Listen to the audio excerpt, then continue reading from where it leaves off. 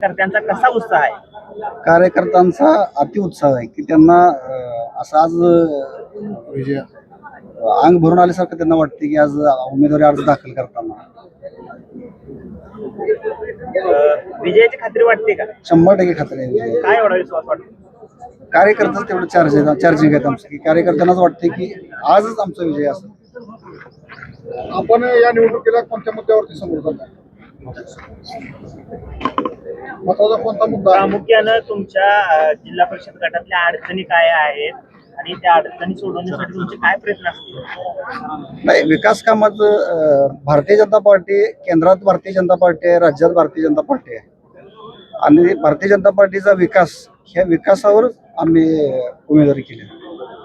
एकीकडे शिवसेनेचं एक तगडं आव्हान उभं राहणार होतं असं म्हणत असतानाच तो मतदारसंघ राष्ट्रवादीला सोडण्यात आलाय असं समजतंय. त्यामुळं ही लढाई सोपी वाटते का अवघड वाटते? लढाई आमची सोपीच आहे, असं काही अवघड काही विषय नाही. त्यांच्या विरोधात लढताय तुमच्या घरातले रिलेटिव्ह नातेवाईक आहेत.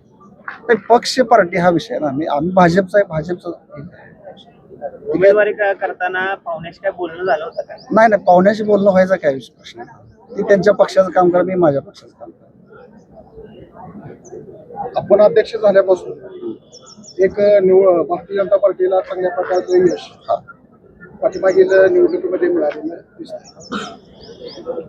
नाही, अध्यक्ष त्याची झाल्यापासून पुनरावृत्ती जी आहे ती आता या निवडणुकीमध्ये या निवडणुकीमध्ये 4 जिल्हा परिषद 8 पंचायत समिती ही आमच्या भाजपच्या 100% निवडून येणार. भारतीय जनता पार्टीनं नेलकर्जीमध्ये 30 वर्ष त्यांनी शिवसेनेशी एकनिष्ठपणे काम केलं. तो काल भारतीय जनता पार्टीमध्ये आले, त्यांना तुम्ही उमेदवारी दिली, मग निष्ठावंतांना डावलले असं वाटत नाही का? नाही, निष्ठावंताला डावल द्यायचं कारणच नाही. आता तिथे केंद्रात पण आता भाजप शिवसेना एकत्रच आहेत, असं काय म्हणजे विषय नाही.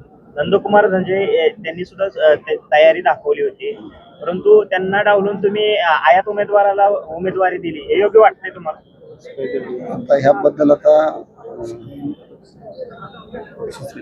पक्षश्रेष्ठी ह्याच्यावर बोलतील काय बोलायचं. आपण बोलता कमी आणि आपलं काम जास्त आहे असं कार्यकर्त्यांच्या बाबतीत आहे. बरोबर आहे, खरं आहे. ऐनवेळी वेगवेगळ्या पक्षांबरोबर युती केल्यामुळं आपल्या पक्षामध्ये नाराजीचा गट मोठा तयार झालेला आहे. तुम्हाला असं वाटत नाही का हा नाराजीचा गट दुसरीकडे जाईल? एकही असा माणूस आमचा नाही की नाराज आहे. सगळं कार्यकर्ते आमचं चार आहे. आवाज माणदेशाचा, माणदेशातील प्रत्येकाचा. माणदेश प्राईम सबस्क्राईब करा आणि अपडेट रहा. नवीन व्हिडिओच्या नोटिफिकेशनसाठी बेल आयकॉनचं बटन दाबा. धन्यवाद.